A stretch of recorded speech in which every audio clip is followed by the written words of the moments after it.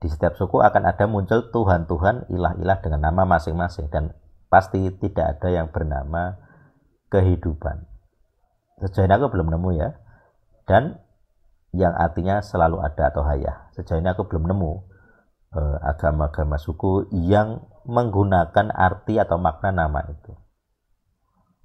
Kalau ada, artinya kita harus menahan diri, dicek dulu. Gitu ya. Kalaupun kesulitan secara pengetahuan, informasinya kurang, ya satu-satunya jalan kita tes power. Dengan tes power kita tes ini roh bernama ini palsu atau tidak. Kalau dia kalah berarti palsu. Kalau dia aman-aman saja berarti kita saudara. Nah, gitu. Roh Tuhan yang original. Nah, itu gunanya tes power. Pembuktian dari hukum kedua adalah tes power. Kalau kamu mengaku punya Tuhan, Tuhanmu Yesus, kita uji Yesus mana yang palsu. Itu. Yang original harus punya makna yang benar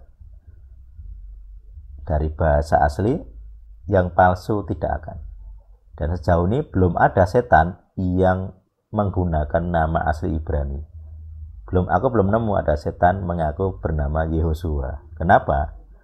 Karena berarti dia mengakui Yeho adalah Sua, Yeho juru selamat. Itu mustahil secara logika. Setan tidak mungkin menyebut dirinya atau mengakui bahwa Yeho adalah Sua. Makanya kita aman, sangat aman kalau menggunakan nama Ibrani. Karena jelas setan secara hukum tidak bisa mengakui itu. Setan bisa mengakui nama Yesus, tidak masalah. Tapi kalau nama Yehosua secara logika tidak bisa. Legal groundnya tidak bisa, dia akan ya bodoh lah gitu, dia menyerang dirinya sendiri. Terus sejauh ini aku belum nemu ada roh setan menyebut dirinya Yehosua. Karena secara makna artinya saya mengakui Yeho adalah juru selamat, Yehuwah juru selamat. Itu impossible, tidak ada setan yang mau mengakui. Itu enaknya kita pakai bahasa asli itu begitu. Yesus palsu gampang, kita udah punya banyak bukti. Ya demikianlah, saya tutup sharingnya.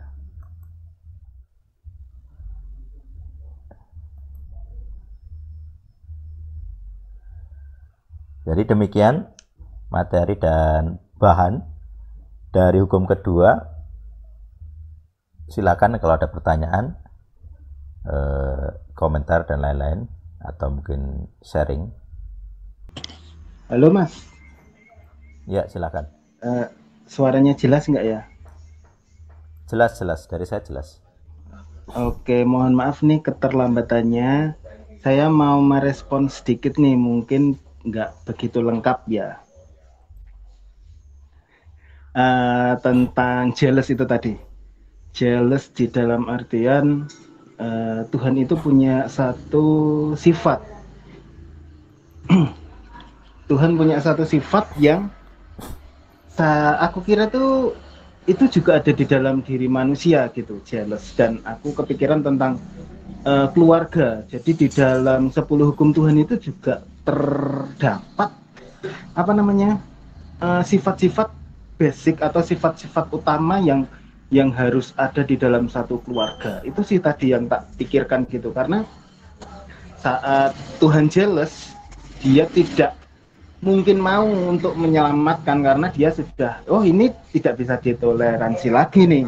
Nah seperti itu. Jadi sifat-sifat itu yang benar yang tadi Mas Ete bilang, kalau itu berbeda dengan Tuhan PB yang akhirnya hanya berfokus kepada kasih yang kasihnya saat ini pun juga kasih yang seperti apa juga jadi abu-abu begitu. Tapi kita melihat dari 10 hukum Tuhan ini, kita akan ngerti bahwa kasih itu seperti ini seharusnya.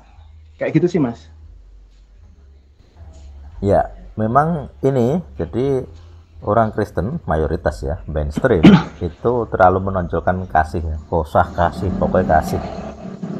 Jangan heran di ekstrimnya itu umat pelangi umat pelangi menggunakan ayat-ayat kasih ini gitu. Jadi mengasihi sesama, dianggap sesama jenis, itu ekstrimnya, dan memang mereka muncul dari kalangan gereja gitu.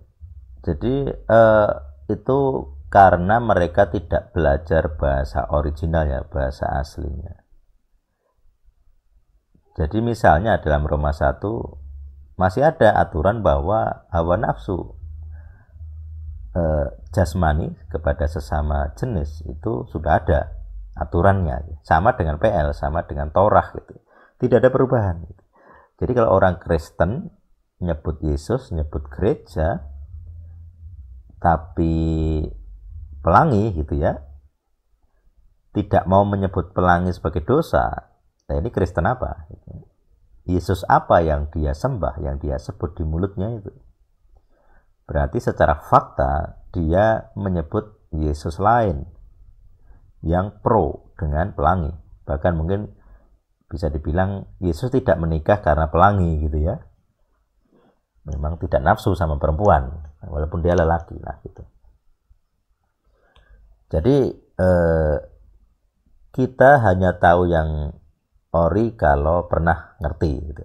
Terus baru dari situ kita mengenali yang palsu. Jadi harus tahu yang original dulu, yang asli dulu. Berkaitan dengan jealous, nah ini ya tadi seperti yang saya jelaskan, memang jealous itu bisa membunuh. Ini yang sulit dipahami orang yang penuh kasih gitu ya. Dipikir kasih itu pokoknya damai, harmonizer gitu. Padahal tidak. Di Alkitab kasih itu memukul dengan rotan. Dia menghardik siapa yang dikasihinya. Dia menghardik loh. Menghardik itu ya dipukul gitu. Tapi orang tapi orang pengennya yang enak gitu ya, yang mengasihi itu ya damai sejahtera, hidupnya mapan, diberkati, tidak ada konflik gitu ya. Padahal namanya ketuhanan itu pasti konflik dengan setan gitu. Setan dan Tuhan itu tidak mungkin bersama. Tidak mungkin menyembah dua mamon, dua Tuhan gitu ya. Makanya di ucapan Yesus juga sama. Kamu tidak bisa berdiri dua kaki, tidak bisa menyembah Tuhan Adonai Yahuwah dengan menyembah mamon. Itu dibandingkan dengan uang gitu. Jadi itu sama juga, itu Elohim Aharim gitu ya. Ketika perempuan Sirofenisia minta tolong, itu kan kayak begini, kamu kan anjing gitu. Yesus mengucapkan suatu sarkasme. Anjing itu tidak pantas makan makanannya tuan gitu. Tetapi si perempuan Sirofenisia ini mengakui, iya kami anjing gitu ya. Tapi berhak atas remah-remah roti dari meja tuannya. Nah itu, dia ngaku salah. Kami bangsa anjing gitu ya. Dia tidak protes ketika disebut anjing gitu. Secara sarkas sebagai simbol hewan gitu. Dia mengaku salah gitu. Tapi ketika Tuhan mendengar itu, oh ini iman ini ya. Orang Israel tidak sebagus ini malah imannya gitu. Orang asing malah lebih baik gitu. Jadi itu jealousnya Tuhan tuh begitu. Jadi jealousnya ini dia melindungi Israel supaya tidak kawin campur, itu ada jealousnya juga. Pinehas membunuh pasangan kawin campur, Tuhan langsung reda amarahnya. Kenapa? Itu jealous, kecemburuan Tuhan. Kamu atas anjuran Bileam beribadah kepada ilah lain, Tuhan lain, dengan pasangan-pasanganmu itu. Jadi kita bersalah dengan itu gitu ya. Makanya kalau kita membiarkan diri tidak jeli dan